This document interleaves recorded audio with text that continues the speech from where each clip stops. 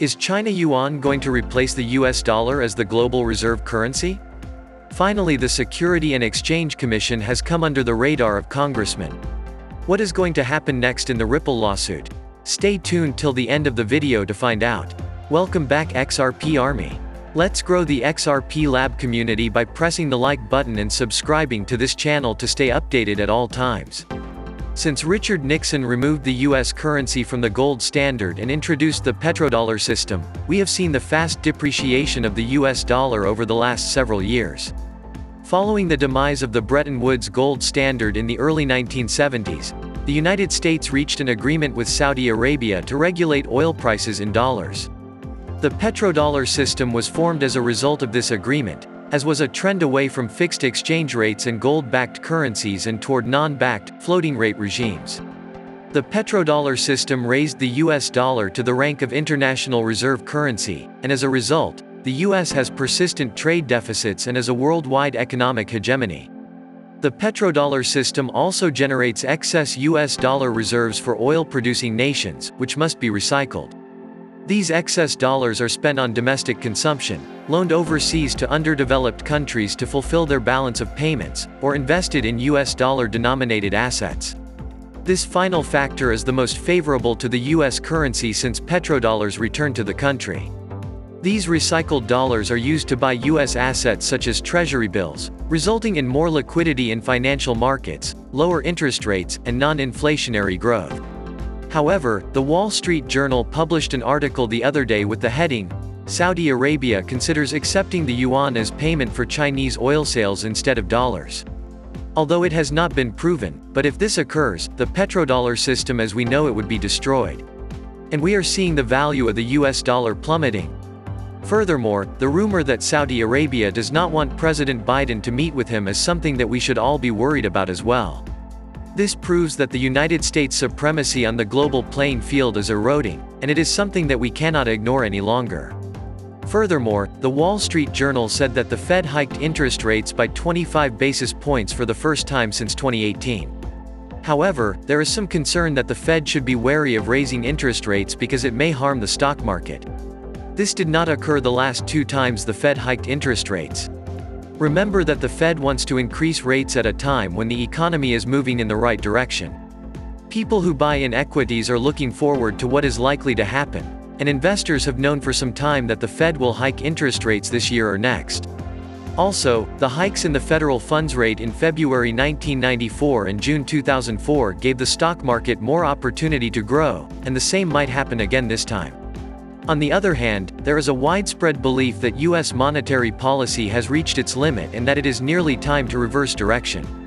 Like when the federal funds rate reached a low point in late 2008, the Fed began a quantitative easing program of acquiring treasury bills and mortgage-backed securities to keep interest rates low.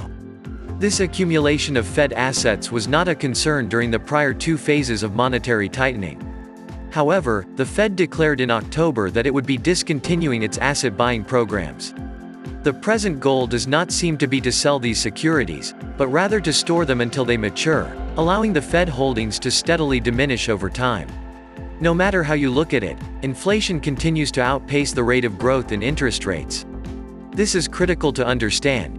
We must wait and watch what happens next, but if there is any hint that further inflation is on the way, then the demise of the US dollar is near. Do you think the US dollar will be overtaken? Furthermore, Europe's largest energy traders have called on governments and central banks to provide emergency assistance to avoid a cash crunch. In a letter seen by the Financial Times, the European Federation of Energy Traders said the industry needed time-limited emergency liquidity support to ensure that wholesale gas and power markets continued to function. Also, as just a refresher, XRP was designed to be a liquidity solution, so keep it in the back of your mind at all times. And David Schwartz recently indicated that XRP is a technology that can assist in settling disputes in 3 seconds and that it is a neutral bridging asset. So the technology is available, but the banks and other incumbents are unwilling to embrace change. And finally, the Security and Exchange Commission is on the radar of members of Congress. The Security and Exchange Commission Chairman Gary Gensler has received a letter from Darren Soto, Tom Emmer, Warren Davidson, and a few other members of Congress, demanding an explanation about the overburdensome crypto information gathering procedure. At the very least, some members of Congress are fed up with the Security and Exchange Commission. The problem is that there are practical experts with practical answers who continually talk to Gary Gensler about how things could flourish, but he is not interested in hearing them since he is too busy making money. So, will the congressman really put a foot on what the regulators have been doing? Also, back to the Security and Exchange Commission versus Ripple case. James Phelan, a Connecticut-based attorney who specializes in securities litigation and regulatory compliance, has published a schedule with the forthcoming due dates in the Security and Exchange Commission versus Ripple case. The lawyer added that, although the crucial DPP battle is still continuing, the court judgments on the requests to strike the fair notice defense and to dismiss the proceedings against each individual defendant were milestones in the case. The picture was created by XRP community member Stedas, who used the legal agenda of attorney Phelan as an influence. In the picture, Stedas has written, "Now that Judge Torres has denied the motions of both the Security and Exchange Commission and Ripple, there are 3 deadlines and extensions that are triggered by this. First, the Security and Exchange Commission has to respond to 776 requests for admissions that relate to the Ripple, lack of due process and fair notice, affirmative defense.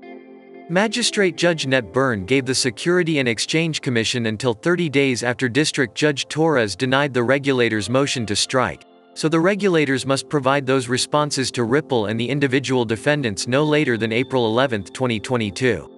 We will not see those responses at that time because they will be provided directly to Ripple and the individual defendants. We may learn more about those responses at the summary judgment stage.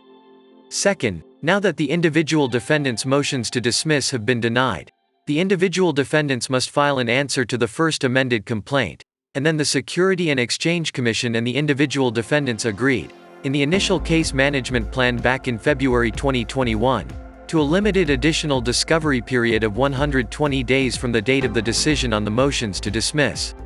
So some, probably limited, fact and expert discovery on selected issues could occur during that 120-day period regarding the individual defendants. That limited additional discovery period ends on July 8, 2022. Finally, the deadline for the parties to exchange their respective statements of material facts pursuant to Local Civil Rule 56.1 and their pre-motion letters regarding motions for summary judgment was adjourned sine die. No specific date set, pending resolution of the motions to dismiss and strike. Now that these motions have been decided, a deadline can be scheduled, although it has not been yet. Make sure to subscribe and give us a thumbs up. Thank you so much for watching. See you in the next video. Kindly note that the prices of cryptocurrencies frequently change, so by the time you watch this video, it might have changed to a whole new value.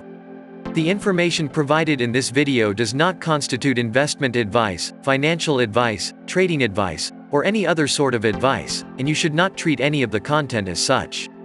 The content in this video is for educational purposes only and hence should not be considered financial advice. Do conduct your due diligence and consult your financial advisor before making any investment decisions.